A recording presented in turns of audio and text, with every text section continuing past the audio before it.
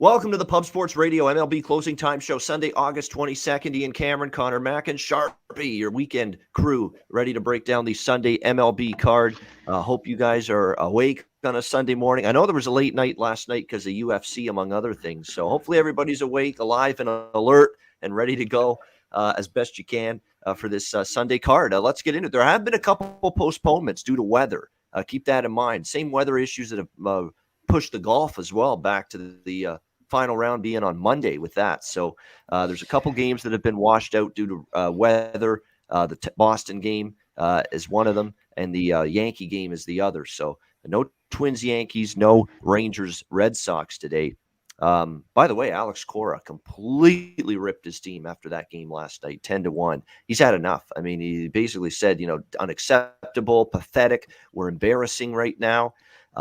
Not happy, and I was ready to bet Boston. I was ready to bet Boston pretty big today after that, because you would expect a team to respond after a tirade like that from their manager against a bad team, especially after getting hammered by them 10-1 last night. But unfortunately, the game gets postponed, so we're gonna have to pump the brakes on that. They were pathetic. Errors, bad pitching, he basically said everything. We couldn't get a good at bat. String a good at bat together. We couldn't pitch. We were making errors in the outfield, errors galore defensively. So yeah, bad game for Boston last night. But their game with Texas postponed along with that Twins-Yankees game. So we'll start with Atlanta and Baltimore. We've got Touki Toussaint for Atlanta and John Means for Baltimore here in this one. We've got the Braves minus 170. In that range, minus 160 actually at most spots now. 9.5 the total, shaded to the over. What do you know? Baltimore lost again, but for the first time in their last 17 losses, they actually covered the run line. Plus 1.5, their first single run defeat. So they're making progress. They're getting better. Now they're only losing games by 1 run. Yeah. Told you. Let's get excited about Baltimore Orioles baseball. Yeah. We're losing games just by 1 run now. We're making progress. I got to love it. I got to have poke fun at teams when they're this bad. But nevertheless, what do we do with them today? I mean, John Means has been a guy that's not been the same, obviously, since the trade deadline. Really, since his stint on the injured list, been a totally different pitcher for this Orioles team. He struggled. He hasn't been consistent or reliable. Last 2 starts have been really rough for him. 13 runs allowed, 16 hits allowed in the last 8.1 innings of work. So it's been rough for Means. He's not faced the Braves, so we'll see if that helps him out. He's going to have to hope so, because, boy, the last few games have not been good for him. Touki Toussaint, on the other hand, for the Atlanta Braves, guy that's going to usually give you not much more than 4 or 5 innings in most starts, but he's been serviceable. He's been solid. We've seen him give up just 7 runs in his last 3 starts that span 16 innings, so not bad. Atlanta's won all 3 of those games: 12-2 over Miami, 8-6 over Cincy, and 8-4 over St. Louis. We'll see how the Braves fare here. Again, their offense not exactly clicking the last couple, but they still found ways to win 3-0 and 5-4. Prior to that, they were mashing the ball. Still pretty good against lefties overall. Last 10 games, 268, 7.26 runs per game. And you can't say the same about the way the Orioles have been hitting the last 10 games against righties, just 2.25 runs per game the last 10. I know the run line finally did covered yesterday for the Orioles, but for me, it would be first 5 minus a half. I think I'll do that more than the run line today, because the money line price is low enough here on Atlanta that you can get the minus a half in the first 5 with the Braves at even money, which I think is a pretty good price. As far as the lineup is concerned, looks like it's all hands on deck. I don't see anybody sitting today for Brian Snitker and his Braves. Ozzie Albies, Soler, Freeman, Riley, Swanson, Dinners, Adam Duvall, all in the lineup here for the Atlanta Braves in this one. Heredia. So good news there across the board. Looks like a pretty good lineup for the Atlanta Braves going into this one. And Contreras as well, recalled, and he'll be the catcher today in this game. So pretty much a full lineup for Atlanta. So I'm going to go with them at even money here, minus a half. Lean to the run line as well, but I think I like the first 5 a little bit more than that. What do you think here, Conor Mac, Atlanta, Baltimore?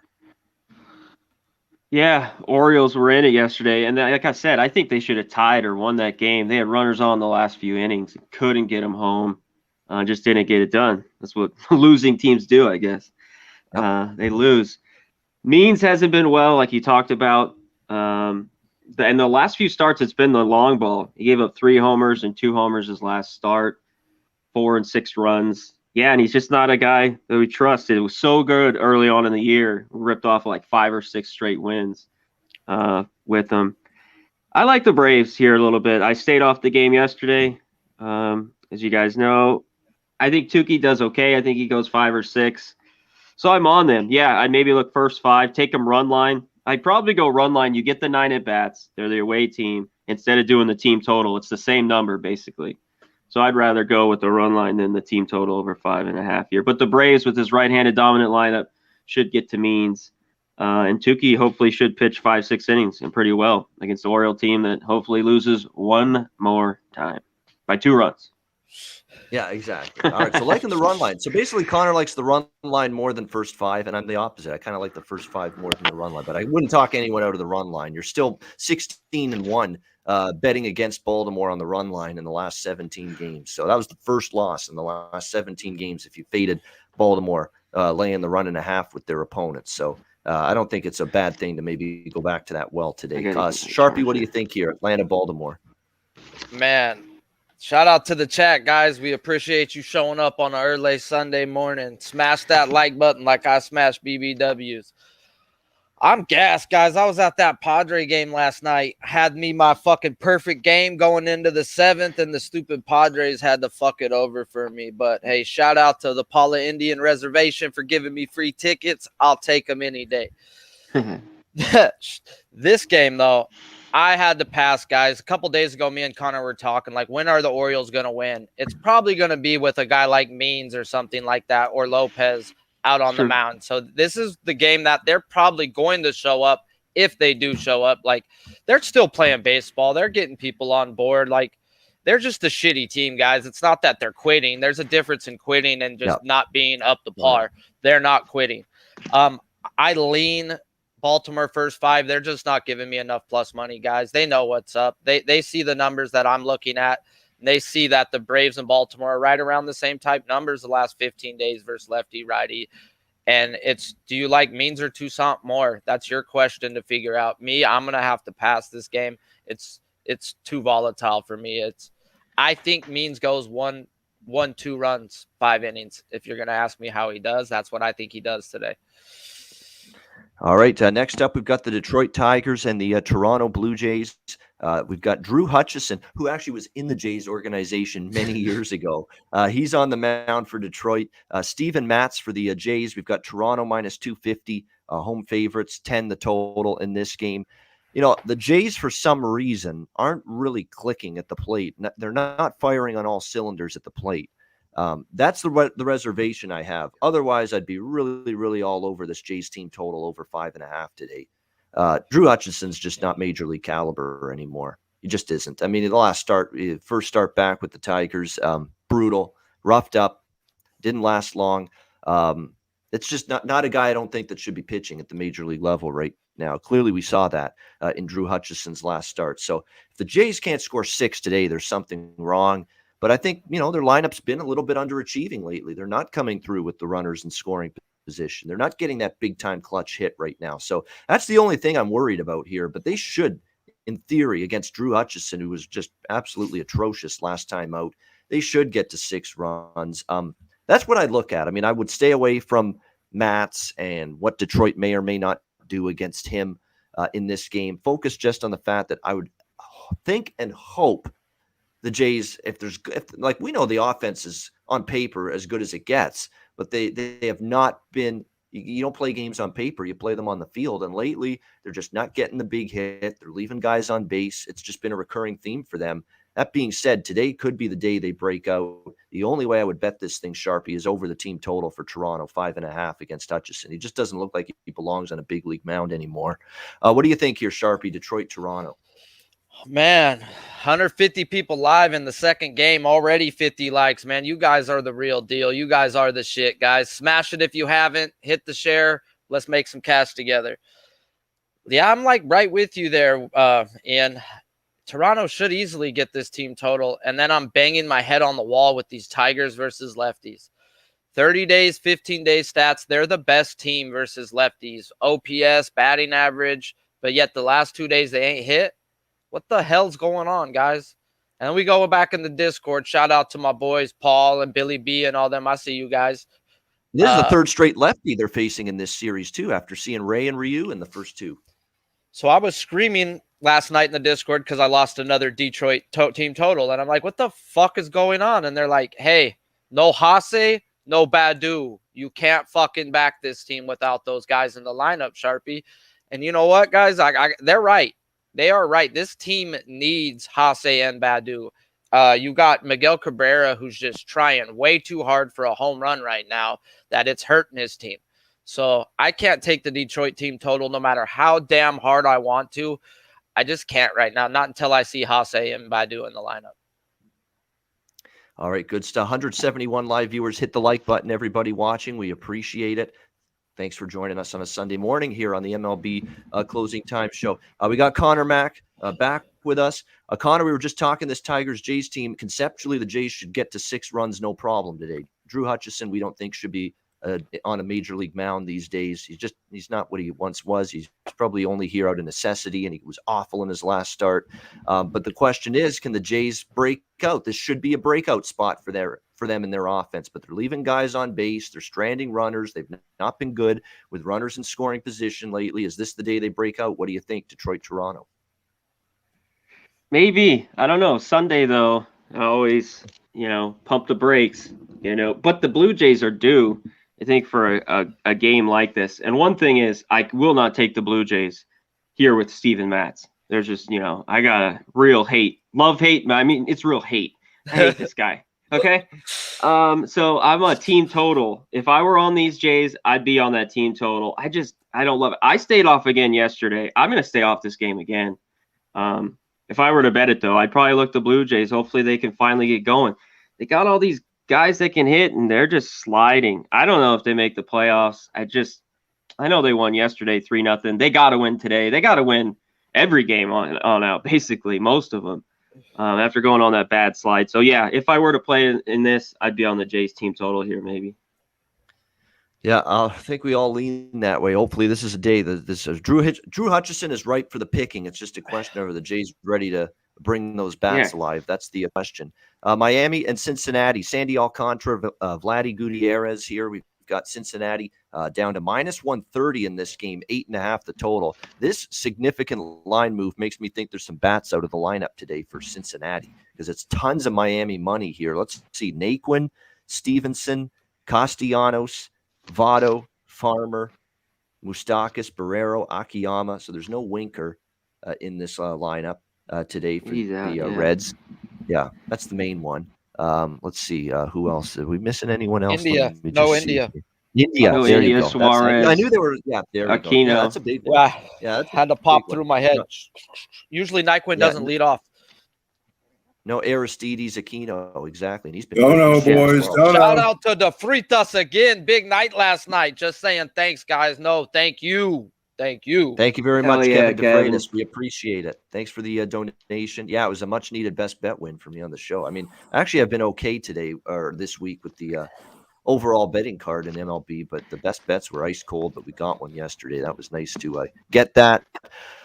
This game's a tough one. I'm probably not going to get involved. I mean, I do like Sandy Alcantara in the way he's capable of pitching. Sandy's been solid for the most part this year, 3.39 ERA coming into this start for the Marlins. Vlad Gutierrez, a 3.87 ERA coming into this start for the Reds.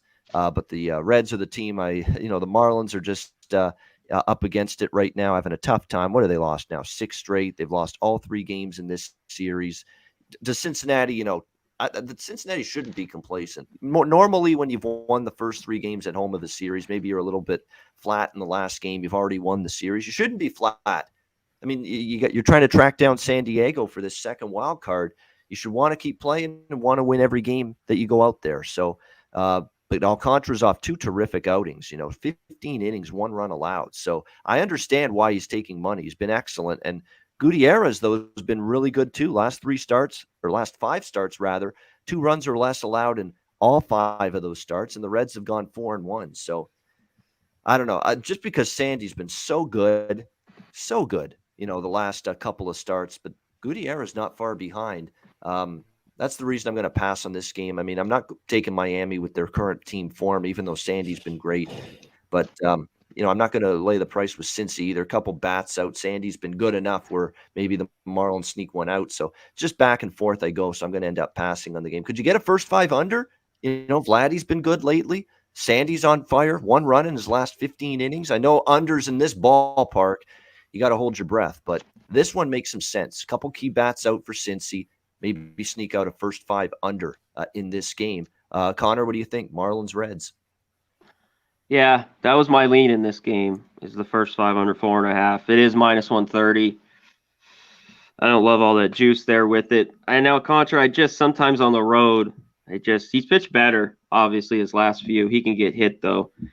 But yeah, the Reds got bats out of the lineup. The Marlins at times can't hit. Seems like they have one maybe inning where they get a couple lately in each game. So I lean under. Gutierrez has been really good lately. Yeah, there's not enough big price here with the Marlins. I want bigger. I don't want plus 119. Are you kidding me? It's just a team I can't trust on the road, and they got to swing it well. No way. So, I mean, if I had a side, I'd lean the Reds. I don't love it, but yeah, give me the first 5 under 4.5 here. That's my lean. All right, Sharpie, anything here with Miami, Cincinnati? On the Cincinnati, my favorite Bill Belichick quote in the world, guys. I'll use that more often than not. But shout out to the chat once again. 182 live, 78 likes, guys. 3 games in, we got 78 likes. Whoa! Keep it going, bro. Smash it if you haven't, bro. Hit the share. We appreciate it, guys. Cincinnati versus Miami. I'm off this game. I like Connor said, I need more money with Alcantara, guys. If you look at these guys' splits, Gutierrez's home ERA is a 5.35 and Alcantara is a 4.4 on the road. These guys are way better on the other sides of this train tracks, guys. I'm off this game for that. I like to back Alcantara at home, and Gutierrez is a fade at home by his numbers, guys. So they're both. I'm looking towards the first 5 over. I thought it would be a 4 with Alcantara in there, but no, it's a 4.5. The books know something, guys. The numbers say these guys should get hit. So I know they are missing people in the lineup. It is Sunday. That's probably why I won't bet it. Yeah, and that's a good thing to keep in mind. In terms of the home road splits, you're getting the worst of the 2 splits with both of these pitchers. Sandy's a little worse on the road, and Vlad Gutierrez is a little bit worse at home. So definitely good to keep that in mind. We move on now to Tampa Bay and Chicago. It's the rubber match with the White Sox and the Rays. Tampa Bay -125 home favorites here in this game today. The total is 9 across the board. Ronaldo Lopez against, look who's here, Chris Archer, and back with the team. What? Dude, I freaked out. Career with. Yep, Chris Archer time, Frozen. Who has been out since mid-April. 16-day injured list, a forearm injury. Right forearm is what he's been battling for all these months since the middle of April. Really barely got his season underway, and then he gets hurt. So that's where he was at. He had 6 starts of rehab, and his last one was in Durham on Tuesday, 4.2 innings. So they feel he's stretched out. Kevin Cash is saying they're not really going to limit his pitches and his innings count too much in this start back for the Rays today against the White Sox. Now it's just a question of how effective is he. It's always a wild card with Archer, but he's had injuries. He's an older pitcher now. They do think he's going to be in the rotation for the rest of the year. So it's going to be interesting to see how it ends up going for him, though, going into this start against the White Sox. And look, it's not an easy team to face in your first start back from a stint on the injured list. He had a 6 point. Now his ERA this year is 6.23, but minimal duty. So he really didn't pitch well in the early part of April before he suffered that injury. But we'll see how it goes here for Archer. It's his second start and only his 3rd major league appearance of the entire year. So we don't have a whole big set of data here to determine what to expect from Archer. What we do know is he's kind of struggled against the White Sox, only a 4.34 ERA against them in the past. We've got Ronaldo Lopez on the mound here for the Rays. You've got there's a couple guys on this Rays team that have really bashed him and hit him pretty good. Nelson Cruz, 5 for 14 and a home run, 357 average. Not in the lineup today. Good. Let me just see. Yes, that's true. He is not. No Tim Anderson for the Sox. No Cruz. There's a lot of people on both sides missing. There is, and that basically talks me off. Not talks me off completely, but talks me down at least from the over in this game, because Lopez has been bashed by this Rays team. Wendell, Brandon Lau, Austin Meadows, who are in the lineup. Those three, yes, they are. They are all in the lineup. They have all done damage against Reynaldo Lopez in the past. So we'll see. And Lopez isn't going to get you far. Lopez is only going to go 3-4 innings. That's been basically the history, the pattern for him. Last two starts, three innings and 5 innings. He's just not going to really go deep into games. So you're going to see a lot of middle relief here for this White Sox bullpen today. And we'll see how they fare here. So again, with some guys out of the lineup, it is a Sunday. Sometimes that's a lower scoring day. I was leaning over, but now not so much. I'm not laying a price with Tampa here in this first game with Archer back. I don't like Lopez, though, very much, especially against this particular team. There's a couple bats on the Rays lineup that have hit him pretty good. So it's looking more like a pass for me in this game more than anything else. What do you think here, Conor Mac? White Sox Rays.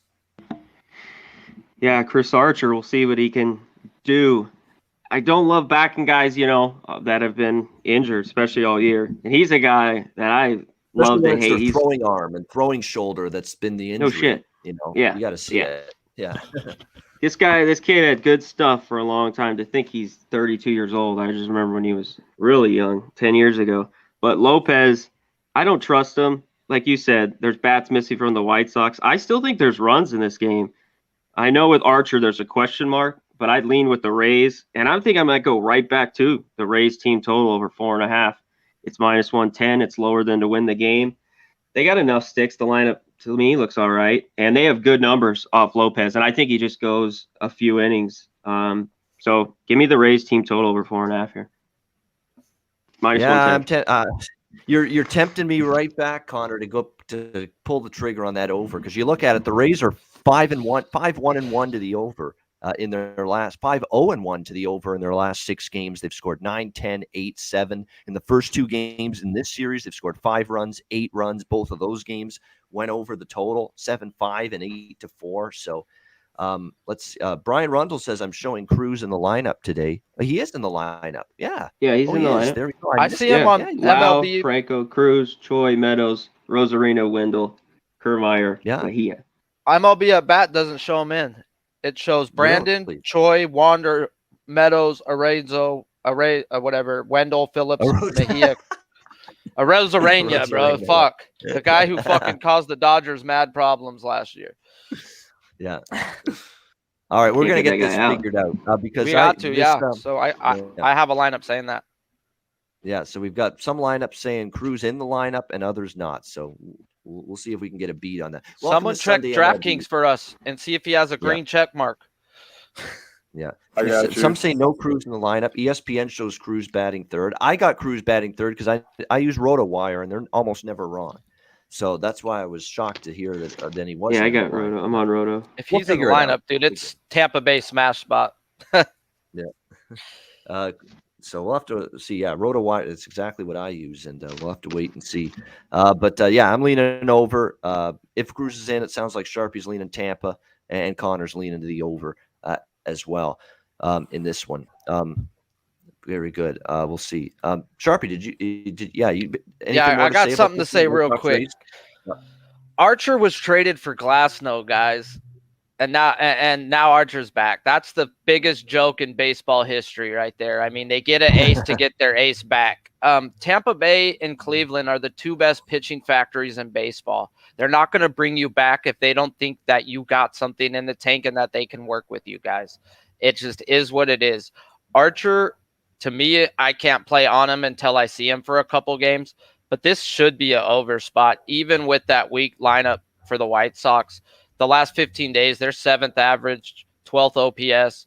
They're hitting the ball with their lineup back together. Yes, Anderson's not there, but I lean over first 5. Haven't bet it myself, but I'm probably jumping on that Tampa Bay Rays team total for sure. That's if Cruz is in the lineup, they're going to eat today. That lineup looks so nasty, guys. Like 1 through 9, they look good. When I look at the White Sox lineup, it's like 3, 4, 5, 6 power hitters. Other than that, I'm not worried about anybody else. So it's like you got to get people on base. So maybe a solo shot here or there, that won't hurt you. I'm going to stay off the side and just take Tampa Bay team total. That's the spot. Yeah, I mean that bottom of the lineup. Obviously, look, Hernandez has been a nice pickup. Lewis Roberts back. Still have Abreu, Jimenez, Moncada. That's a murderer's row there, 2 through 5. Vaughn hit or miss, Goodwin hit or miss, Mendick, is getting a rare start, and Zach Collins is the weaker of the hitting catchers. I'd rather have Sebi Zavala in there. I think he's been hitting better lately for the White Sox from the catcher spot than Zach Collins. So you're right. The bottom part of that White Sox lineup is a little sketch. No doubt about that. Washington and Milwaukee, Sean Nolan and Adrian Hauser here. We've got the Brewers minus 210 home favorites in this game. The total right now 9 across the board. Prior to the Blue Jays series this week, Davey Martinez said, "You know what? Our team is battling. We're battling in these games. We're competing." And sure enough, they won 3 games in a row, including the first game in this series. Even yesterday, they had a lead, couldn't hold it, and they end up losing 9-6 to the Brewers. But you're right, his team has been battling, and they've also been going over the total, and 5-1 to the over their last 9. And it's easy to see why. They've still got some bats in the lineup, capable bats. I mean, Robles, Alcides Escobar's hit well lately. Juan Soto, of course, is outstanding. Josh Bell had a big home run this week. Yadiel Hernandez is the guy to watch out for Washington. He's really had a good run at the plate lately for them. So Carter Kieboom has been going kaboom a few times, going yards. So definitely Washington's lineup is still putting together good at bats and getting some production. How do they fare here against Adrian Hauser? Not one of my favorite pitchers on this Brewers staff, but he has been better in his last few starts. Last start against Pittsburgh was brilliant, but it was Pittsburgh. You have to keep that in mind. 1 run in 6.1 innings, 5 innings, a shutout ball against Pittsburgh before that. And then he got roughed up by Cincinnati. So really his last 2 starts that were good were against Pittsburgh. So you don't want to put too much stock into that. Sean Nolan, the lefty for Washington, he made a spot start against the Mets on August 12th, and it wasn't pretty. 4 runs, 8 hits allowed in just 3 innings in that game. One issue, though, and I think Sharpie mentioned it yesterday, Sean Nolan's not good, but neither is Milwaukee against lefties lately. Not been good.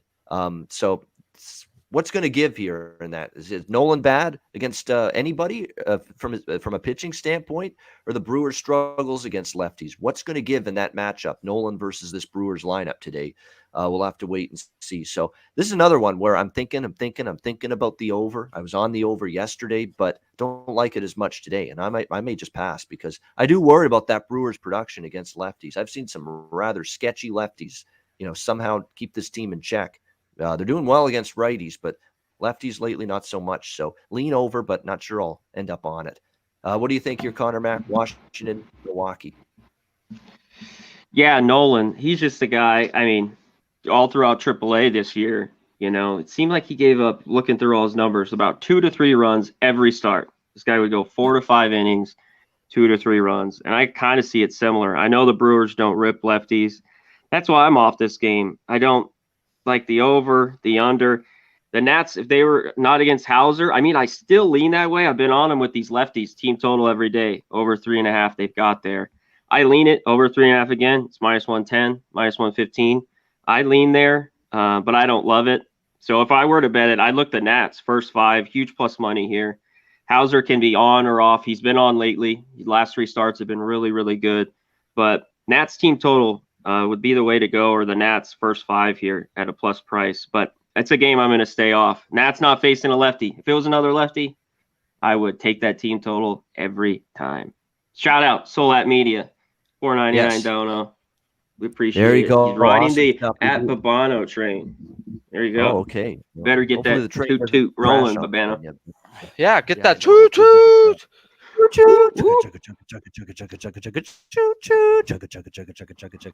my train sound there. 5-1 to the over. Yeah, last 6. Regular Thomas the Train. For, Washington.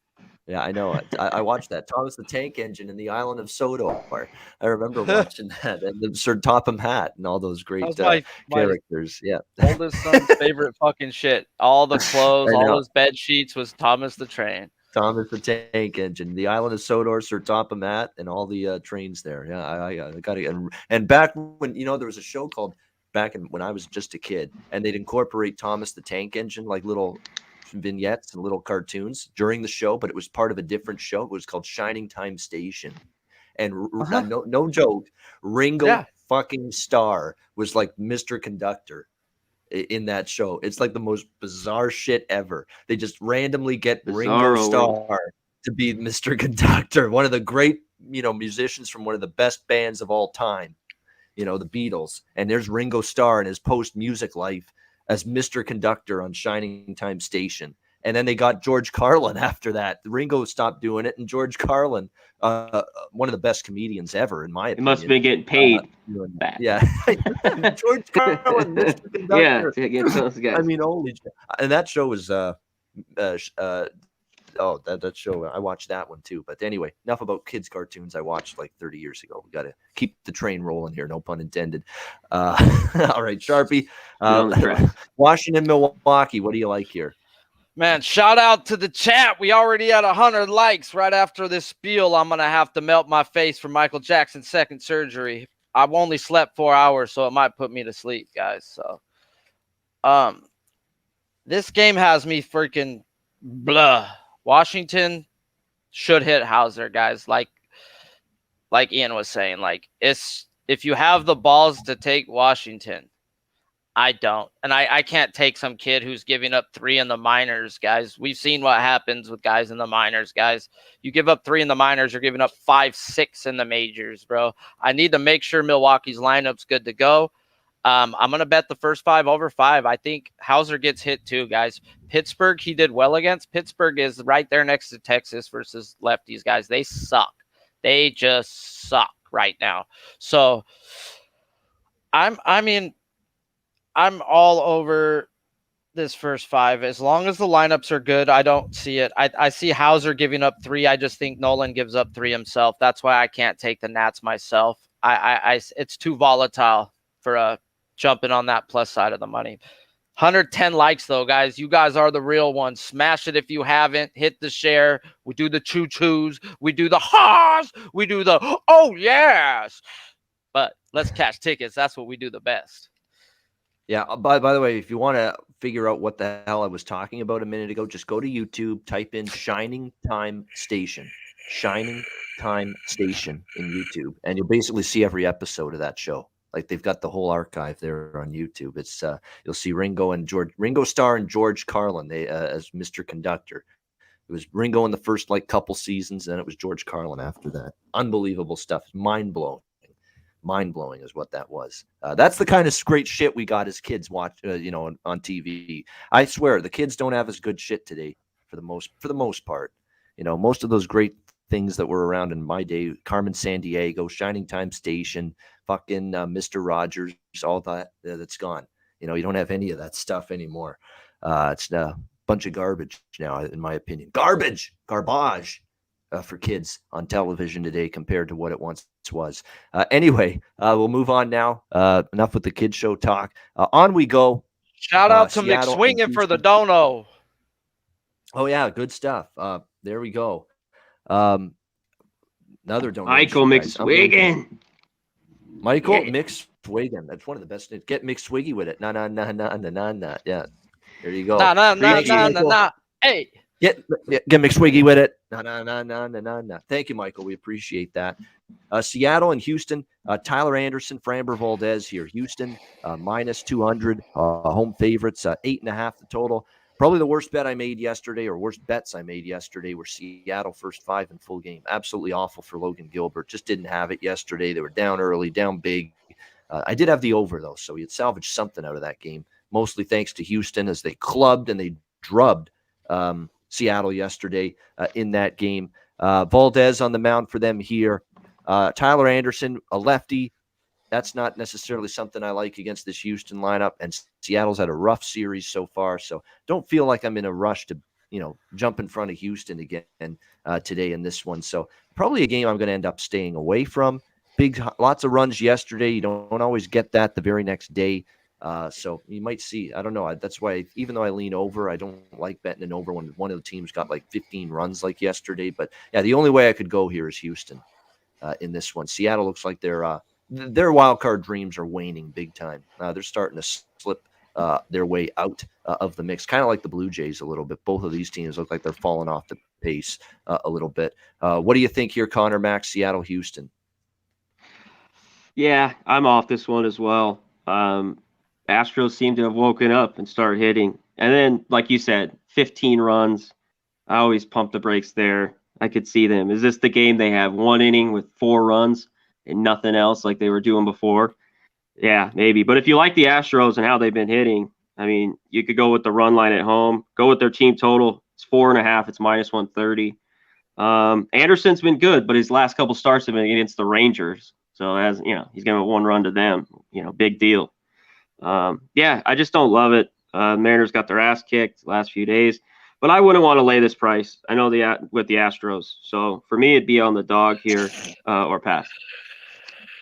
Shout out to my guy Platinum Paul with the dono. Yep. My guy, bro. Paul, we appreciate it. Paul's in the Discord often, so definitely trapping and capping. Very, very daily. Founder of the phrase trapping and capping. That is trapping and capping. That should get it trademarked. He's got that gas, baby. Yeah, absolutely. All right, Sharpie, we'll let him fuel up. Bro, I can do 2 things at once, bro. I mean, my mom used to say I couldn't. Shout out to all the teachers that said weed would get me nowhere. I wish you could see my house. But this game, guys, breaking it down with Paul in the Discord. Speaking of Paul and Tone, another Discord guy, my guy. We're always like, oh, it's a lefty versus Houston, right? Nah, that was a month or 2 ago, guys. That's true. The Astros, dude, just are not hitting lefties. Seattle's not hitting lefties. I'm leaning hard to the first 5 under, guys. Haven't pulled the trigger. Want to do a little more digging in on a couple pitcher stats, but this is an under first 5 for me. Maybe even a Seattle team total under. Yeah, I mean, Seattle was struggling in this series, and that's putting it mildly. We'll see if those struggles continue today. All right, next game on the slate here, we've got, looks like it's Pittsburgh, St. Louis. Stephen Brault, Adam Wainwright, St. Louis, -225. Home favorites here, 8.5 the total, depending on where you look. We'll have to wait and see how this goes here, but we got Wainwright at home, and we know we prefer Wainwright at home. We say this every time he pitches at Busch Stadium. That's usually good news for him when he's pitching in this ballpark. Stephen Brault's actually pitched relatively solid for the Pirates since he's been in this rotation. You look at the 3 starts he's made, 3 runs allowed in 14 innings. He held the Cardinals to 2 runs, 5 hits, 5 innings when he faced them on August 10th. They lost the game, but it just didn't score runs for him. But, shut out the Dodgers in 5.2 innings just 6 days ago. Dodgers won the game 2-1, but Brault pitched well against a very good lineup. So it's been a nice little run for him. Adam Wainwright for the Cardinals, we've talked about it. He's pitched extremely well at home all year. 2.79 ERA, a winning record for the Cardinals with him at home. Last 3 starts, really good as well for Adam Wainwright. Just 4 runs allowed in his last 22 innings coming into this outing here today against the Pirates. Pirates have won the first 2 games of this year. You talk about demoralizing losses for the St. Louis Cardinals to lose 2 in a row at home to the Pittsburgh Pirates, 4-0 and 5-4. Demoralizing to this St. Louis team. So it feels like their spot to bounce back. They got the guy on the mound, Wainwright, who's been good at home, but I'm not laying this price with St. Louis. Even the first 5's not a bargain. The under first 5 makes some sense. It really does, because Wainwright's got good home numbers. He's been good in his last 3 starts especially, but Brault's been good in his starts since rejoining this rotation for the Pirates. So I could see low scoring early. First 5 under, probably worth a look. Connor, what do you think here? Pirates, Cardinals. Yep, that's where I'm at here. Pirates, Cardinals. Give me the first 5 under 4.5. Steven Brault, telling you, this guy could pitch a little bit. He did last year at the end of the year, and then he was, had injuries, but his last few starts have been good. The big pump, sure Sharpie will let me know about it, is he just faced him August 10th, he's 11 days ago. But he shut him down. And he's a lefty. I know the Cardinals against lefties thing. We're all aware of that, but exactly. pitched well but hey, just a few weeks ago. Yep. Exactly. Yeah, and he could get ripped, but I'll take the chance. I like the first 5, under 4.5. And if I were to bet a side, I roll Pirates first 5 again. I don't know if I'm going to pull the trigger here with Wainwright at home and the Cardinals not wanting to get swept at home. But yeah, so I'd be on the Pirates first 5, and I definitely like the first 5 under 4.5. Yeah, and by the way, I always say this: not wanting to get swept at home and not getting swept at home are two different things. And that's why sometimes I fall into that trap where, oh, wait a minute, I don't want to take this team again. I mean, this is the better team. They're trying to avoid a home sweep, and sometimes they still get swept at home. Shout out. Platinum Paul in the comments just said Nelson Cruz just got scratched. He just got okay, and you know what? RotoWire's changed the lineup. He's out. Yep, he's no longer in it. So it's Lau, Choi, Franco, Wander Franco, Meadows, Arozarena, Wendell, Phillips, Mejia, and Kiermaier. That's your Rays lineup today. So there is no Nelson Cruz. Official. Final answer, like Who Wants to Be a Millionaire style. Final answer. He is not. Nelson Cruz is not in the lineup today for the Tampa Bay Rays. So there we go. It is official. Sharpie, speaking of official, what are you making official here? Pirates, Cardinals. This game right here, guys. I know you guys are saying Brault's good, guys. And shout out to the chat once again, guys. We over 200 live, 115 likes. Smash it. Let's get it to 150. We never know who pops in at 150. And it's Sunday, guys. We got records to break, money to make. So, Brault did good versus the Dodgers. Dodgers suck ass versus lefties, guys. Come on. Let's be realistic. They are bottom 5 in all the numbers. They can't hit lefties. Is what it is. Love them. They're my team. I'm afraid of them versus lefties. St. Louis, that's my team versus lefties. They got 2 versus him. If they can get 2 at least, I love the team total. I see more than 2 actually off of Brault. They've already seen him now. They know what he's going to throw them. As long as their lineup's good to go, I love the St. Louis team total over 4.5 at -115. The run line is the same. I don't like the run line as much because Wainwright just did pitch versus this team. Yes, he owns them. Yes, this team sucks versus righties.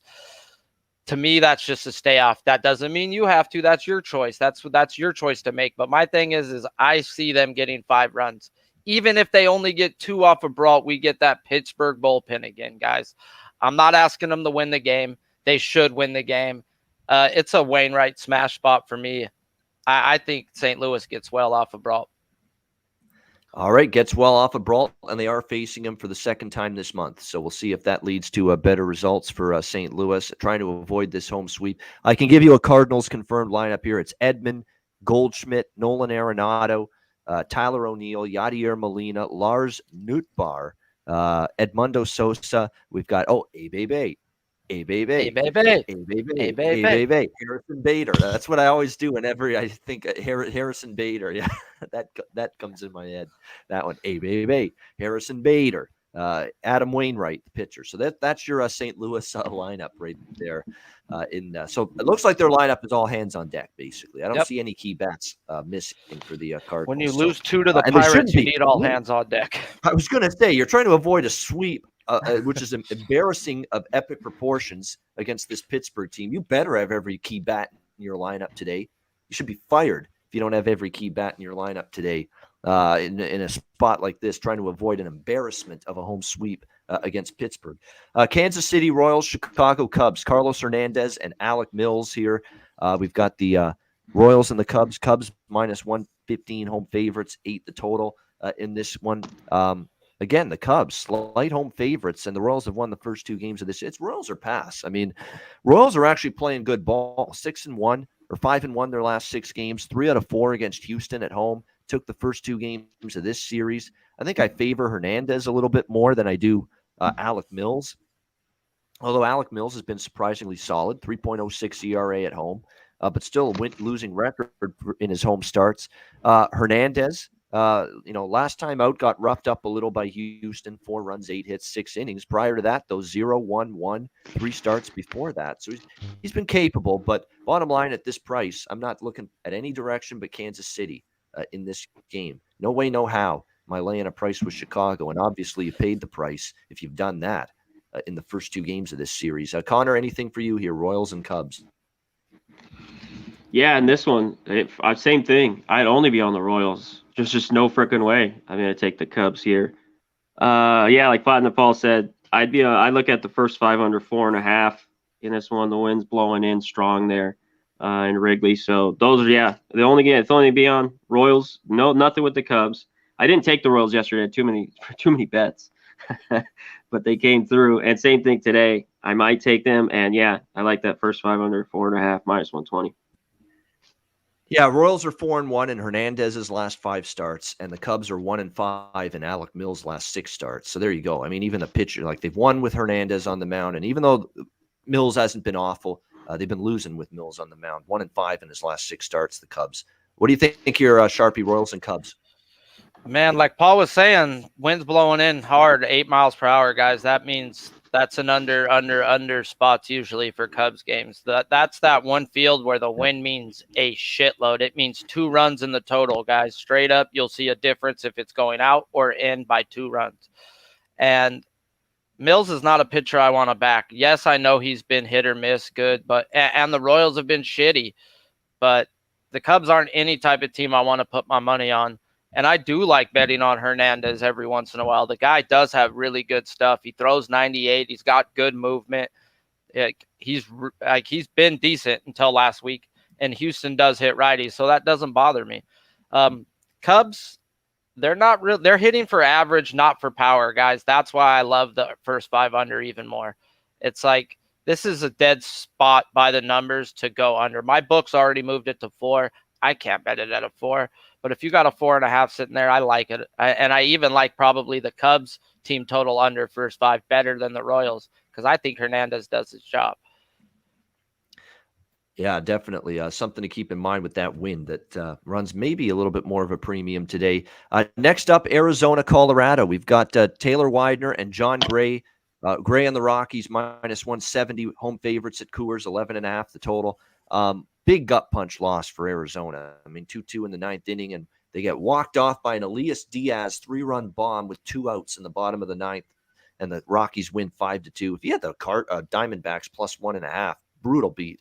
I mean, you think you might be safe. All you need is 1 run, and for Colorado, they could have walked it off. But nope, the dreaded 3-run home run. And if you were on Arizona plus 1.5, that's pretty rough yesterday.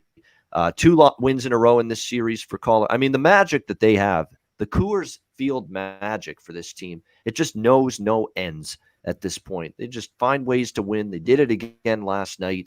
They'll probably do it again today. I mean, we've got Taylor Widener for the Diamondbacks, who's had a rough year, 4.59 ERA overall. His road numbers are actually decent, but again, pitching in Coors Field's a different kettle of fish altogether. He only lasted 1.2 innings in his 1 start here this year. May 23rd, 1 run, 1 hit, 2 walks. Was battling an injury issue that day as well. So we'll see how he fares here. Last 2 starts for Widener have been better. 3 runs in his last 10 innings. I don't know if I trust him, though, in this ballpark, because here's the issue with Widener. He gives up big-time contact, and you see the home run numbers have been abysmal for him. He has allowed 6, 7, 8, 10, 11 home runs in his last 8 starts. That's not good. When you're giving up more home runs than the number of starts you've made, that's way too much of a problem for me with Taylor Widener going into this bandbox of a ballpark here today at Coors Field. When you look at the wind conditions as well here at Coors Field today, it's going to be warm, slight wind blowing in actually, but still, I mean, the home run numbers are just really, really scary if you're thinking of back in Arizona and Widener today. On the flip side, we got John Gray, who's been, for the most part, pretty solid around that 3 innings a game. Like this guy just, you know what you're going to get? You're going to get 2-3 runs allowed pretty much in every game from John Gray. That's the way it's been for him this year. 3.27 ERA at home. He's another one of these Colorado starters. He's pitched really well in this ballpark. You got to give, a lot of their starters credit. Marquez, Freeland, Gray, they've just figured out how to pitch well here in Denver for the most part. 7-4 in those home starts.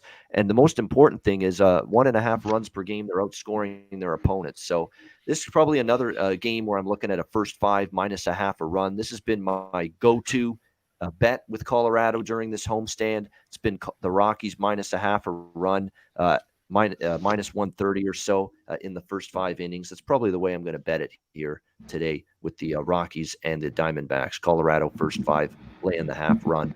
What do you think here, Conor Mac, Arizona, Colorado? Yeah, Rockies just keep winning. Tap the Rockies. Coors Light. Give me the Rockies run line or first 5. I got burned yesterday, but I would go right back to it today. I just don't know how I'm going to bet it. I wanted 6.5 for the first 5 under. It's a 6, so it's kind of keeping me off. But yeah, I lean that way. A little bit under with these two pitchers. Widener's been a bit better, but the Rockies at home, I want them. They should win this game. All right, Sharpie, Arizona, Colorado. Hey, shout out to the chat. 267 live, 125 likes. Let's get to that 250 by the next game so I could make myself black out. I need a face melt, guys. I'm starting to fall asleep again. Like, whoa, I knew that dab was no good the first time. Now I just got to keep dabbing. It's the dab train. Choot, choot. But Widener, Gray, guys, no Blackman in the lineup. Just a heads up to anybody out there looking at the Colorado side. I just checked lineups. I lean Rockies first 5 minus a half. Rockies are first, second OPS batting average last 15 days, top freaking 10 the last 30 days. I was watching the Rockies game, and I love listening to games with the volume on, guys, especially if you have like MLB at bat and you could turn it to the radio side and get the radio announcers. They'll give you a lot of information to where you could just write down notes throughout the game. Colorado's are a first place type team at home, guys. Their numbers, everything, like it's just is what it is. They play like the Dodgers, like the Yankees, like all the other badass teams you love to back at minus 300. They play like that at home, guys. They have those type of numbers. So it's like we get value betting Rockies at home, guys. We're not getting minus 300s, minus 250s, because they have no Garrett Coles. They have none of those guys. But if you look at their ERAs, like Ian was saying, they're really good in Colorado, but crappy on the road. It's weird. So they've learned what pitches they can and cannot use at home, guys. That's a big deal, guys. Certain pitches just don't break in Colorado. So they're probably – shout out to Brian Rundle with the $10 dono. Keep up the great work. No, you, sir. You keep up the great work. Good looking. Yes. All the likes, all the donos, all the shares, it all means everything. We appreciate it all. If you haven't smashed the like, smash it like I smash BBWs. 2 times in the morning, 2 times at night, like the old Sublime song, guys. So, this guy's working, man. This guy is working 2 times in the morning, 2 times at night, baby. And 2 times in the afternoon, it makes me feel all right. There you go. That's a good one. Yep. Rockies first 5, I lean, if not the over. I know a lot of people are leaning under. Gray hasn't been that good, guys. He's been giving up 2-3 runs every game. Last time at Arizona, he gave up 3.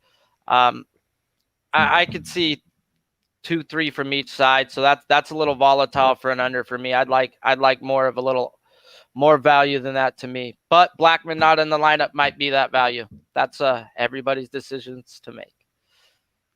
Absolutely. And decision to make now is the 7th inning stretch. That's the time to make that decision. It's 7th inning stretch time because we're down to the West Coast games on this Sunday slate, plus the Sunday nighter. We, of course, will talk about that as well, Sunday Night Baseball. Brian, thank you for the donation. We appreciate that. And everybody in the chat, Platinum Paul, not applicable, Sean Thompson, Anthony Witherspoon, Solat Media, Abel Alvarez, Robert Sherry, not applicable. Let's see, who else have we got here? Michael Buelna. We appreciate everybody in the chat here joining us on the show. Robert Sherry, Eric Jones, John Roy, Puzzler. Great turnout from everybody here. Nicholas Jubinski, Johnny K, Ron Fox, Evan L, everybody in the chat. Yay Area 415. I saw my good buddy Tim S in the chat earlier as well. Andre Raymond Reddington, Real Deal Prime, Kenny V, Eric Rosas, Can't Get Right, Craig Wood, Rob McMahon, Ralph Bryant, Moises N, Digging the fresh cut in. Okay, thank you. Dom Ricci, there he is. Dom Ricci's on fire right now with baseball bets, by the way. Terrific run he's had. Congrats, well done. Look, he took a little break, and sometimes that's what learn from people that have got experience doing this. Sometimes when things are, you're busy or things aren't going well, you take a little break, and then you come back from the break, and you're mentally sharp, you're clear, you're focused. And Dom's here right now. And he's been good with the baseball lately. So congrats to him on a very good run. We appreciate everybody. Thanks for joining us. Jax Turnsey, there he is. We welcome in everybody, and thank you for joining us on this Sunday. Let's go to the next game. This was a game and a series that Sharpie was in attendance for last night. The Phillies and the Padres. It is Kyle Gibson and Craig Stammen, the pitching matchup here. We've got San Diego minus 150, minus 160 in some spots here. It's going to be a bullpen day with Stammen as the opener. The total 9 shaded to the under. Craig Stammen's made a bunch of starts this month. First one was rough, 4 runs, 6 hits, 2 innings.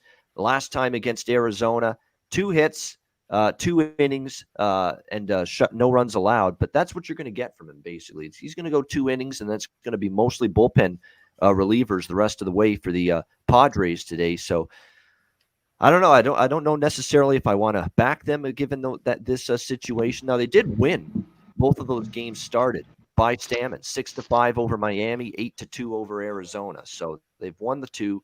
We'll see how they fare here in this one. Next up, and then Philadelphia, we've got Kyle Gibson on the mound, who's been pretty good as a Philly. He's made now 3 starts with his new team post-deadline. He's given up 6 runs in 18.2 innings. So pretty good stuff from Gibson. 2-1 in those games. He probably should have been 3-0. Pitched well enough to win against Arizona, but those sometimes feeble, frustrating Phillies at bats and lineup didn't come through for him. They lost 3-2. Deserved a better fate, Kyle Gibson, in that start. I would lean Phillies here. I mean, I usually when I think of betting the Phillies, I say don't do it. Just don't do it because I always seem to be on them and they don't get the job done. But I am tempted. Plus price with Gibson, who's been solid, and this Phillies team, first 5 in full game. I'm absolutely interested in the Phillies side here. Could this game get over? I get the sense it could because there's some guys on the Phillies that have hit Stammen pretty hard. Remember, he was with the Nationals, so some of them have seen him more than you would expect. Real Muto has hit him well. Andrew McCutchen as well. Both of them have hit home runs against Stammen, so you could look at a jack of the day. But the problem is he's not going to pitch deep, so don't put too much money on a jack of the day prop against Stammen. If you're using Stammen as the measuring stick, because he's probably not going to go more than 2 innings in this game.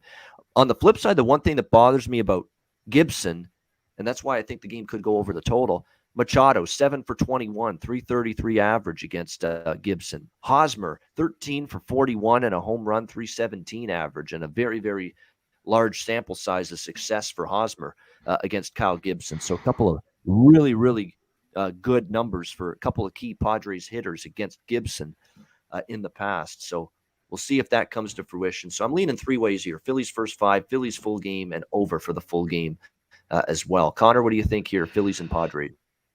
Well, you talked about it with Stammen. They won the games for him, but he just can't start games. He gets hit. So like it happened last night, Padres won that game. You can't take Phillies full game. I can't take that bullpen. I'm only going to stick first 5 here. They have the better pitcher in Gibson, and I'm getting plus price, plus 125, 130. Give me him again. Padres might come back and win this game, but I want the better pitcher in Gibson, and he is. I lean a little bit the first 5 under 4.5. I don't love it, but yeah, I'm just going to be on the Phillies here, plus 125, first 5. I'm just going to fade the Padres. They could win in the end with the bullpens of the Phillies, kind of like last night, but I'll take them here.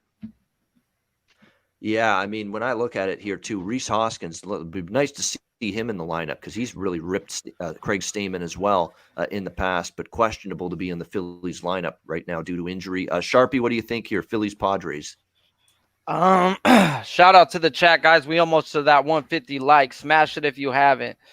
I think the Padres owe me my perfect game. I've always told my kids and everybody that I could die a happy man if I see a no-hitter or a perfect game. I know everybody sees no-hitters, or there's a bunch nowadays. I just want to fucking be at one. Like, is that asking for so much? I mean, I've had season tickets before. I've been to a fuck ton of games. I've gone 8.2 innings once in a USA versus Dominican game, and then Stroman gave up a hit. Oh, fucking. Oh, and Stroman's playing today. We'll get to him later. He's fucking bastard. But like Connor was saying, this is either a Philly first 5 spot or pass for me. There's no way I'm backing that San Diego Padres bullpen who is gassed, who just left Colorado, who just got way overused in Colorado. They made 2 bullpen days in Arizona before they went to Colorado. This is not a bullpen that's ready to go 9 innings, guys. So this is either over or Philly first 5 spot. And I haven't made that call yet. I would like to see the lineups because it is Sunday. Like Ian was saying, I want to see all those Padres in the lineups for that over. So I'm going to wait till lineups come out. Over. Yeah, I'm with you, though. I would wait till the freaking lineup comes out because I want to make sure Hoskins is in there, too, for Philly because he's really done some damage against Stamen. We'll have to wait and see. So, yeah. And shout out to the chat, Dom. Yeah, bro. Last week was that week for me, bro. I wanted to pound my head up against the wall. I changed my name in the Discord to the MLB worst capper in the world and put a guy that lives in a trash can. I had such a bad day, brother, that I didn't understand. I just had to take a break and then reevaluate my capping and add some more into it. But yeah, guys, you need to take mental breaks sometimes. That's why mad props to Connor and Ian. They show up every fucking day, bro. I do this 2 days a week, and Monday is my favorite day because I get to sleep and not. It takes 4 hours of writing shit down, guys. And to do this day in and day out, you got to give yourself a mental break. You have to. Yeah, I mean, it's the thing is, I've just been wired for 10 years now, just capping every single day. Where it's just now doing a show every single day. It's like it's just I'm used to it, but but it takes a long time to get into that rhythm. Like for the beginning, I'm like, Jesus Christ, every single day there's games, there's no let up, there's no rest, there's no break. But it took me a while to get into that. Well, I basically know I'm not going to have many days off during a 365-day year. That just is what it is. To keep coming back on losing days after losing days, bro. That's where you guys come back, bro. That's where the real ones show up, bro. That's the battle. Winning is fun. You could do it daily and win. It's show up after you've lost 3 days in a row, bro. Put your face on the screen and cap again. You don't want to wake up to cap. Yeah. I know. I just came off a stretch of like 6 best bet losses in a row on the show. I wasn't happy with that. But did I say, you know what? Not feeling it today. I'm just packing it up here. No, I'm not going to do that. We finally we come here. We show up every day and we cap the best we can. We put in good info, good insight, good numbers. We really think things through. And it's not always going to work out. That's the way sports betting is. You could cap the game the way you especially think it's baseball line up perfectly, and especially baseball. Right? How many times have we said that's baseball? Exactly. Brewers first 5. I keep going back to that Thursday night. They're up 4-1 in that game. In the bottom of the 5th, we think we're safe. We think everything's good. They're down 6-4 after that 5th inning. That's baseball. It's just the way it is. No question about that. Good days and bad days. You just hope to have more good than bad. Giants and A's next up. Battle of the Bay Area. We've got Logan Webb, Frankie Montas on the mound. Even money here. San Fran and Oakland. 7.5, 8 the total in this game. Logan Webb, 2.92 ERA, 13-4 for the Giants in his 17 starts this year. Now, granted, on the road, he's not been nearly as effective, but his last couple on the road have been a lot better. I think most of his earlier road struggles were earlier in the year. Because you look at his recent road starts at Cincy, 6 innings of shutout ball for Logan Webb. Against the Dodgers, 2 runs in 5 innings. Against St. Louis, 1 run in 4 innings. Against the Dodgers, again, 2 runs in 5 innings. Against Milwaukee, 1 run, 3 hits in 6 innings. So the majority of the recent road starts for Logan Webb have been very good. So be careful when you look at that 4 point, whatever it is, ERA for him on the road, 4.2. He's pitching better than that ERA on the road the last 4 or 5 road starts. And look, they've been winning consistently, the Giants, with him on the mound. What are they now? 9-1 in his last 10 starts. And as I said, 13-4 overall. Montas, you get a little bit of good and a little bit of bad from him.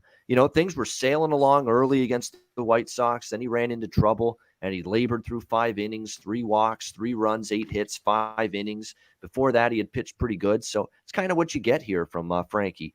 Up and down, 4 ERA, mediocre numbers, some good, some bad. Perfect description of Montas. 4.4 ERA at home this year. The A's have a losing record, by the way, 6-7 in Montas's 13 home starts, and they're only 500, 12-12 for the entire year with him on the mound. So you got a guy that's on the mound for Oakland, and they're 12-12 in his starts, and you got a guy on the mound for the Giants, Logan Webb, and they're 13-4 in his starts, and you're going to give me even money price.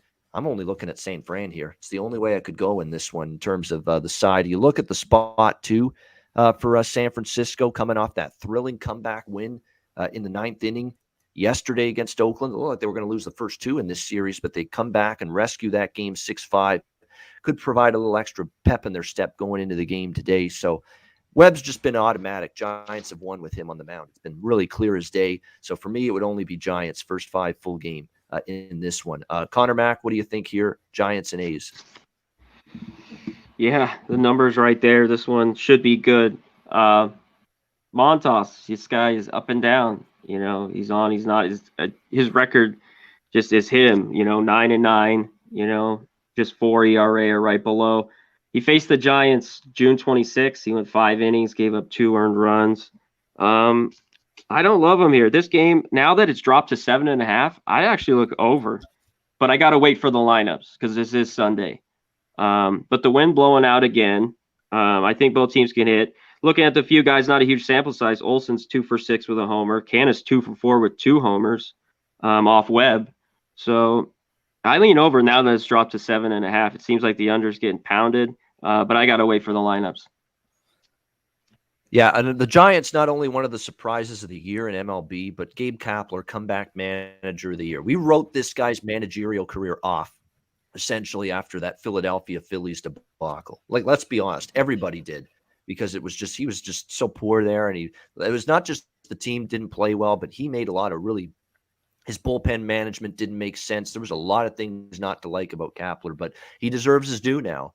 And he's got everybody that basically said, you're a lousy manager. You probably shouldn't get another crack at it. He's making them all eat crow right now with what he's done with this San Fran team. So pretty amazing story here with what's going on with the Giants. What do you think here, Sharpie, San Francisco, Oakland? Yeah, like Connor was saying, I was leaning the under, but dang, I didn't know it got down to a 7.5. They act like these are 2 straight aces. This is Webb and Montas, 2-3 middle of the pack freaking starters, guys. They don't deserve a 7.5. Maybe their bullpens deserve a 7.5, but the last 2 days their bullpens have both been giving up stuff. I believe that yesterday it was disgusting to watch those 2 bullpens. I was just like, ew. So I'm leaning the over 7.5. The 4 right now, that seems about right to me, but it should be an 8 full game. I have San Francisco first 5 circled as a bet that I'm leaning towards, but I need to dig into Webb a little more. I need to see how he is versus AL teams at an AL park. He doesn't have a pitcher to pitch to now, guys. It's a little different when you don't get to take a day off. Like Connor was saying, about some of the guys with the power, is that's what Oakland is. They're bad in average and good in power. Last 30 days, last 15 days, guys, and they do walk. So if Webb does give up a walk or 2, they will get a 2-run shot. That's just what Oakland is. They are that 2-3-run shot and probably not score for the rest of the damn game. But I lean over first 5 full game. Haven't bet it. Lean the Giants first 5. This is just one that I'm probably going to have to pass on myself. Maybe look at a K-prop, dig into it a little more. But shout out to the chat. I think we're at our live viewers. Over 300. We're 322 is our live viewers. So go hit the like if you haven't. We appreciate it. We're almost at 150. You know what happens at 150? It's that Michael Jackson 3rd facial surgery, and you never know who comes in after 150 because some guy pops in every now and then and just starts throwing out money, bro. Like Jeff Slaughter. Have you heard of this guy? The man. Yeah, I mean, yeah, absolutely. Shout out to the Nutflush Allen. Either of these teams, if you like a little bit over, they're both 3.5, and they're both like -125. So that could be a good look, like you said. But I gotta wait. Yeah, see the lineups. Yeah, actually, the Giants team totals. Everybody's talking about it in the chat. They had been really good. They actually had 3 straight games prior to yesterday where they went under their team total. They actually had cooled off a little bit offensively, but got back on it yesterday. And I think at 3.5, it's worth a look. Montas, you're going to trust him right now to hold the Giants below 4. I think that's asking a lot right now. Mets and Dodgers. It's asking a lot for the Mets to win a fucking game right now. That's what it's asking a lot at the moment. We've got the Dodgers right now minus 180. Home favorites 8.5. The total. It's asking a lot for the Mets to do anything right.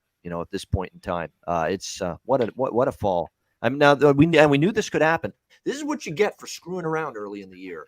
You had an easier schedule. You had chances really to gain ground, win games, and you pissed it away. And now the schedule's gotten tough, and you didn't have enough separation, with the other teams in the NL East. And now you're paying the price for it, playing the Dodgers. What a gamut here. Dodgers, Giants, Dodgers. It's just been rough. I mean, you're talking about Dodgers and Giants, 2 of the absolute best teams in baseball this season. That's what the Mets have been saddled with going into this the last couple of weeks, and they've paid the price for it. 1-8 in their last 9 games. It's been a dismal run for this Mets team. They need they need a bunch of guys back in the worst way. They need Syndergaard back. They need freaking Jake DeGrom back. They need their starting pitching to. They need Lindor back. I mean, it's just they need some guys back. Simple as that. And by the time they get them back, it's probably going to be too late for the Mets at this point in time. We got Marcus Stroman on the mound here for the Mets today. As the great one of the great soap opera characters of all time, Victor Newman from The Young and the Restless said in the 90s, "You're a cocky little bastard, aren't you?" It reminds me of Marcus Stroman. That's exactly what Marcus Stroman reminds me of. He's got that cocky attitude to him. He flaps his gums on the mound. But look, it fires him up. It gets him intense. It gets him focused. It gets the adrenaline going. Yeah, his record should be flipped too. He shouldn't be 8-12 with a 2.84 ERA. He should be 12-8 at least. But the Mets can't hit, so that's why I don't pay attention to wins losses. That's nothing. Yeah. Oh, and a guy like that. Yep. Yeah. So 2.84 ERA overall for Stroman. Yeah, he might be a cocky little bastard, but he's pitching well for the Mets this year. He's pitched well. He's got a good road ERA. He deserves a better fate. I mean, you look at how are the Mets 1-4 in his last 5 starts? Such a Mets thing to do. I mean, he's given up 3 runs or less in 4 of those 5 starts, and he's losing them because they're just not hitting. You know what they've scored in Stroman's last 5 starts? The Mets 0, 1, 2, 1, 4, and 2. 4 is a little better than DeGrom. A little better than DeGrom starts. Yeah, exactly. I mean, they get good pitching, and they don't support the good pitching with their lineup. That's always been the issue.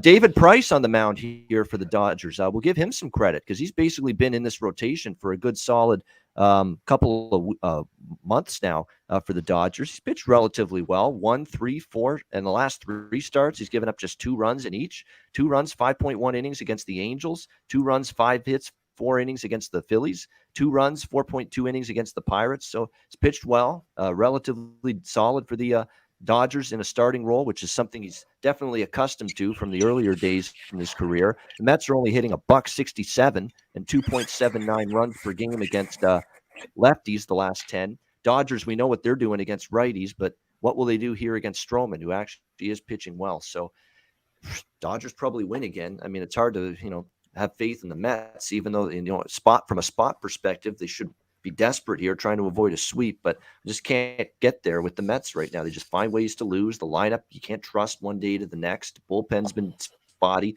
And right now you got a team that's not hitting lefties, and you got a Dodgers team that's really hitting righties quite well. So difficult to back the Mets here. I'm not betting the game, but just telling you right now, for me, it's very difficult to back this Mets team. They can't get out of their own way. What do you think here, Conor Mac? Mets, Dodgers. I know, man. I really like to take the Mets here, first 5. I'm a Dodger fan too. Because I think Price, this is a huge thing they can't hit, so I can't take them. I'm going to go right back to the first 5 under 4.5. I think Price, as long as these Mets can't hit, he can. His last 3 starts. That sounds like him. If he can give me that 4 2/3, 4 innings, just give up 2 runs, he'll be good here. And I think Stroman could do all right as well. I'll take a shot. So yeah, same as yesterday. Dodgers, Mets, first 5 under 4.5, minus 115. The Dodgers are 13-1, 13-1 in their last 14 games. So it's not exactly a team I'm rushing to bet against these days. What do you think here, Sharpie? Mets, Dodgers. Man, like Connor said, I wish I could back Stroman right here, but they're just not hitting. They're bottom of the league versus lefties, guys. Like bottom of the league. And Dodgers are freaking top of the league versus righties. But Stroman has pitched well in the stadium. Like I said, I almost seen that no-hitter. This guy, like Connor was saying, dude, he gets up for these type of games, bro. Like, he is lippy. He's like a Tatis on the mound, bro. He's a little wild firecracker. Shout out to Noli Knows. He knows what's up. Connor just told you. I'm on it too. Under 4.5 first 5. I've already bet it. That was the spot for me. I like it. It's just, can the Dodgers not score 4 off of Stroman, please? Yeah.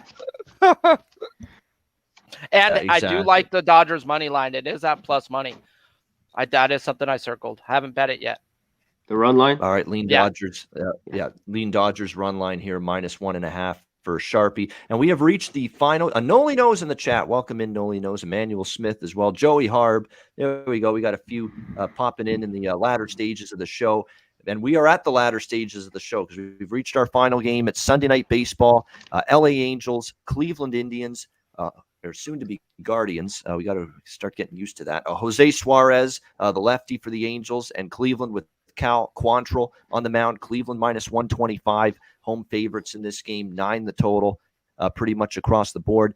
Cleveland's won the first 2 games of this series, and you always say, Angels trying to avoid the sweep, but there is a huge pitching edge for Cleveland here in this game. Cal Quantrill's a guy I've made some money with lately, bet especially first fives, with him. Not so much full game because they've actually blown a couple of the games he's pitched in the last couple, but with their bullpen Cleveland. But first 5 innings, he's cashed some tickets for me lately, Cal Quantrill, and he's pitched well. He's going back to July 17th.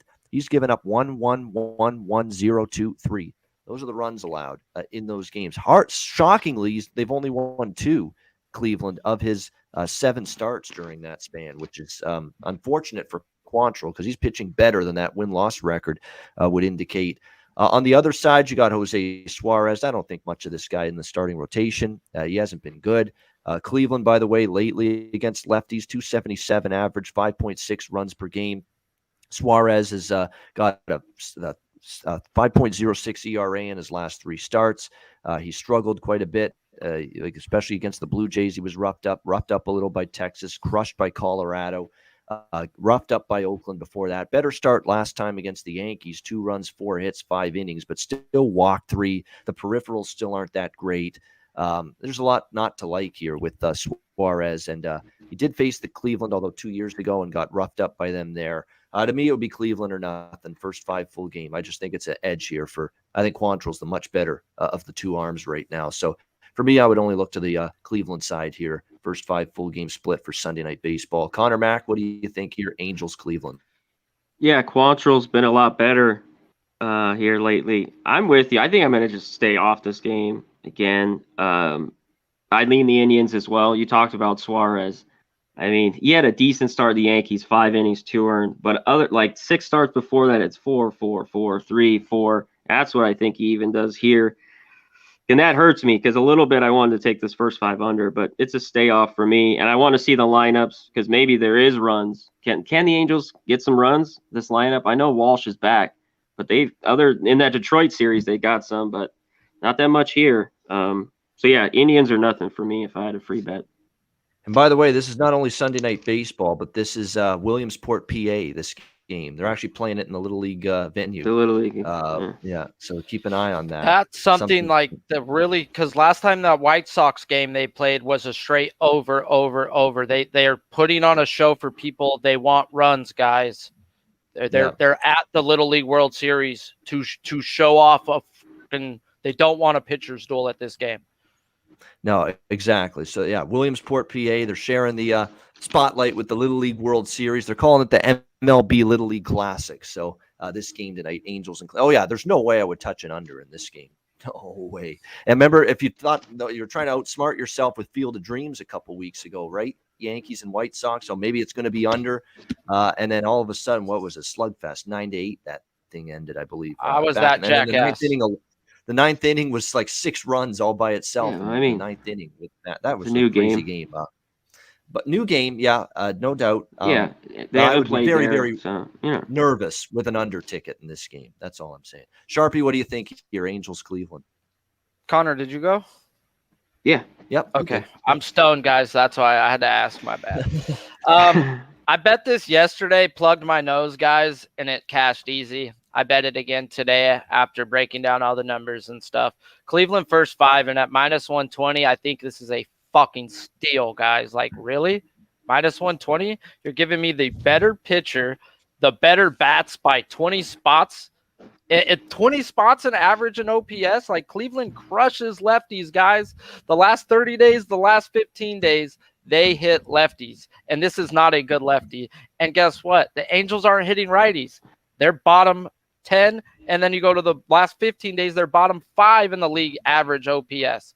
This is a Cleveland first 5 all day. Like I don't. It should have been my eyes minus 160 or higher, guys, and I'm getting a minus 120 on this. I love it. Make sure the lineup, just real quick, because like for the Indians, it's Rosario, Ramirez, Reyes. Those guys hit, they kick ass. You know what I mean? They've been hitting. Yes. I agree with that. By the way, in a game like this too, the Little League ballpark, Little League venue, ballpark, Williamsport, good to look at home run numbers for these two pitchers. Who's given up the long ball? Cal Quantrill's only given up 2 home runs in his last 7 starts. You can contrast that to Jose Suarez. He's given up during that same span 5 home runs he's allowed. In fact, his last 10 starts, he's allowed 9 home runs. So the home run ball has been a bigger problem lately for Jose Suarez than Cal Quantrill. So it's another reason why maybe we look toward Cleveland here. Just Quantrill's been a bet-on pitcher a little bit for me lately. We'll see if he can maintain that tonight. Great stuff with Conor Mac and with Sharpie. Great Sunday show. Thanks to everyone in the chat for tuning in. We had over 300 live viewers at one point during the show. Hit the like button, subscribe to the channel, share the video, do all of that stuff to make sure that Pub Sports Radio continues to grow, because if we grow, we're going to be able to do more shows, more great content, and help you guys out from a sports betting perspective. That's what it's all about. We will get to Jack of the Day and Best Bets in just a second, but first, sponsors time to hear from Southtown 101 and Manscaped.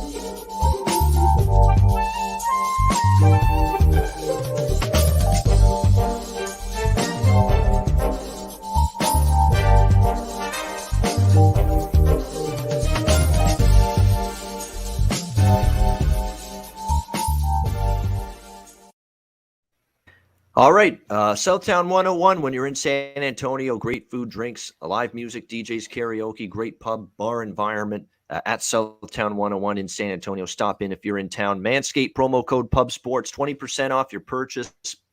Lawnmower 4.0 and every Manscaped product using the promo code PubSports. And MyBookie.ag, promo code PubSports. NFL, CFL, college football, it's all here. In fact, we're going to have college football regular season games in 6 days from now, next Saturday. Cannot wait for that. It is football season. Get yourself ready. MyBookie.ag, promo code PubSports, Bitcoin accepted currency for your deposit as well. Check out MyBookie.ag, promo code PubSports. And I'll remind you again, and I'm going to actually, tomorrow is the day on Twitter, I'm going to post the links again. The college football conference betting preview videos that Connor and I did, I will post the link to every single one of those tomorrow on Twitter. They're already up on the channel, but just to reinforce it, people can watch them if they weren't aware that they were there. I want everybody that subscribes to this channel to do what they can to at least see some of those videos. Maybe not get the time to go through all of them, but a lot of time put in by Connor and I. Great info. We talk win totals. We talked futures. We talked schedule analysis, returning starters, quarterbacks, coaching changes. I mean, really the nuts and bolts information you need to be ahead of the curve in college football. We threw it out there with every conference that we previewed in those videos. Yes. So it is a great resource to get you ready for the season. So check out those college football conference betting preview videos if you have not done so already. All right, let's get to today's Sunday card. Final decisions time. We'll get to best bets in just a second, but first, time for Jack of the Day. We'll see you later. All right, Jack of the Day time. I'm going to always scale back a little bit when it comes to Sunday baseball with the Jack of the Day props. Let's see what we can find here today. Austin Meadows against Ronaldo Lopez. Definitely interested in that as a Jack of the Day candidate. Let's see what else we have here. Like I say, I'm keeping it a lot lighter today. Goldschmidt has done pretty well against Brault. You could look in that direction, perhaps 2 home runs for him against Brault in the past. Like I said, with Hosmer against Gibson, that's probably a good way to go. You could look Real Muto and McCutcheon against Stamen, but again, keep those small because, again, Stamen's not going to pitch deep, only a couple innings, so keep that in mind. Lamonte Wade Jr., the hero yesterday, he's got a home run against Montas. I think you could go in that direction as well. That's pretty much about it. We'll stop there. Maybe some Cleveland hitters against Suarez because we mentioned they're pitching in the Little League facility at Williamsport, and he's been giving up home runs, Suarez. So maybe you look at Reyes, you look at Jose Ramirez, you look at guys like that for Cleveland in that game. Connor, what do you think here? Jack of the Day. Yeah, you mentioned Meadows plus 400. I like Ty France plus 600. Off a lefty, and 2 Phillies, McCutcheon plus 450, Real Muto plus 500, and the only other look, Mark Canna, 2 for 4, 2 jacks, he's plus 600. So getting value, looking for value. Hopefully he goes ding dong yard today. Yard dog. Yeah, yard dog. Absolutely. All right, Sharpie. If you got any home run props, let us know, and if not, what's your best bet for this Sunday? Man, this one we're gonna go with Nolan Arenado versus a lefty. Give me him. Let's go. So that's my home run prop. And to back it, to just in case, I'd take Goldschmidt because one or the other is going deep today, guys. That just is what it is versus this team. Best bet of the day, guys. Hernandez for the Kansas City Royals over 4.5 minus 140. Like I capped this, it should have been at a 5.5. This is at a Cubs team who's striking out the most versus righties. And he's in a National League ballpark. The wind's blowing in, keep him in the game a little longer, keeps the runs down. This guy has really good shit, guys. Like I said earlier, he throws 98, 99. He has the second highest fastball next to Jacob deGrom, average fastball in baseball. And if you can throw that for a strike, you can break their back when you throw an 80-something mile per hour breaking ball, guys. So set him up. Hopefully he stays in the zone and gets us 5 before 4. All right, there we go. Carlos Hernandez, Kansas City Royals over strikeouts. Best bet here for Sharpie on this Sunday. Conor Mac, what do you got? Best bet. Well, me and Sharpie talked about it. I like the Dodgers Mets first 5 under, but I'm going to go to a game that you guys think these guys are going to get Jackson with Arenado and Goldschmidt. Taking Pirates Cardinals first 5 under 4.5 minus 115. They can do it after the first 5 and you get your Jacks. All right, Pirates. Or St. Louis could get them all for me. Give me a 3-0 St. Louis first 5. We're good. There you go. Good stuff there. All right. So for me, best bet, it's going to be when I look at this game, I'm going to go with San Francisco. I can't turn that down with Webb. Webb's they've been automatic. They're 9-1 in his last 10 starts, 13-4 overall with him on the mound.